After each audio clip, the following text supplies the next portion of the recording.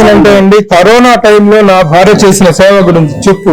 చిరంజీవి గారు ఎట్లా కోవిడ్ టైంలో మా అమ్మగారు రోజు పొద్దున్నే లేచి ఒక 500 ఫుడ్ ప్యాకెట్స్ తన చేతితో తనే వండి 500 ఫుడ్ ప్యాకెట్స్ పట్టుకుని నిమ్స్ మన బసవతారకం హాస్పిటల్స్ దగ్గర రోజు డిస్ట్రిబ్యూట్ చేసేది. పోలీస్ వాళ్ళకి రిఫ్రెషింగ్ డ్రింక్స్ అని అన్ని ఇచ్చి ఆవిడ ఎప్పుడు అందరికి హెల్ప్ చేయాలని చూస్తుంది. ఆ శ్రీనగర్ కాలనీ రోడ్లు ఊడ్చుకునే వాళ్ళకి బ్లాంకెట్స్ నుంచి తనకి ఏది తోచితే తను ఏది కరెక్ట్ అనుకుంటే అలా అందరికి హెల్ప్ చేసేది.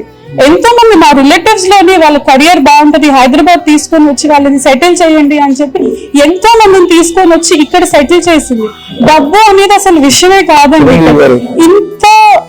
ఎంతో మంచి పని చేస్తూ డబ్బుల గురించి అసలు సమస్య కాదు. ఆవిడే కోవిడ్ టైంలో చిరంజీవి చారిటబుల్ ట్రస్ట్ కి ఆవిడ 1 lakh rupees డొనేట్ చేసింది కోవిడ్ ఫండ్ కింద.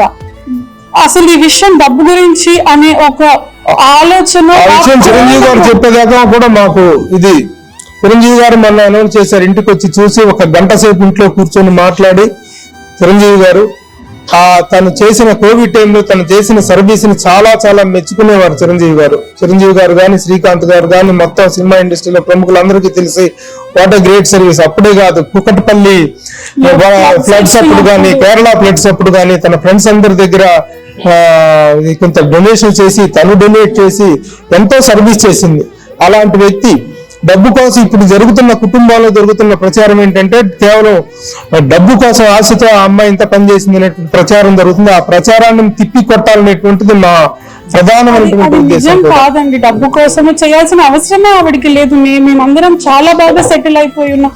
అమ్మగారికి ఇది డబ్బుల గురించి కాదు, కేవలం మన ఆత్మాభిమానం దెబ్బతిన్నది. ఒక ఆడపిల్లని నీకు ఎలాంటి సంబంధం లేదు, 35 ఏళ్ళు మా వాళ్ళ అమ్మ వాళ్ళు ఏది చెబితే అదే రైట్ అనుకోని, అమ్మకు పెళ్ళి 35 years అయినా కూడా మా అమ్మ వాళ్ళు చెప్పింది కరెక్ట్, మా అమ్మ వాళ్ళు బాగా తెలుసు, వాళ్ళకి పెద్దవాళ్ళ మాట మనం వినాలి అని వాళ్ళకి రెస్పెక్ట్ ఇస్తే ఈ 35 ఏళ్ళలో నమ్మకాన్ని వాళ్ళు ఇట్లా ఒక రోజులో తొడిగి పడేసి ఇష్టం వచ్చిన ముక్కలు చేశారు.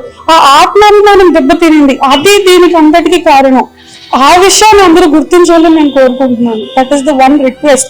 అండ్ మాకు కేవలం న్యాయమే కావాలి. ఈ విషయం పట్ల మాకు కావాల్సింది పోలీసులు వాళ్ళ మీద కఠిన చర్యలు తీసుకోవాలి. ఎందుకంటే ఇలాంటి టాక్సిక్ పీపుల్ సొసైటీలో ఉండకూడదండి. అండ్ ఇలాంటి వాళ్ళని ఒకసారి శిక్షిస్తే మిగతా వాళ్ళకు కూడా భయం వస్తుంది. సొంత చెల్లిని, సొంత కూతుర్ని, సొంత ఆడబిడ్డని మనం ఏదంటే అది చేద్దాం, ఎవరేం చేస్తారు అనే ధైర్యం, బ్లేమ్ గేమ్ ఏదంటే అది మాట్లాడడం. ఈ బ్లేమ్ గేమ్స్ ని ఇట్లాంటి ఒక టాక్సిక్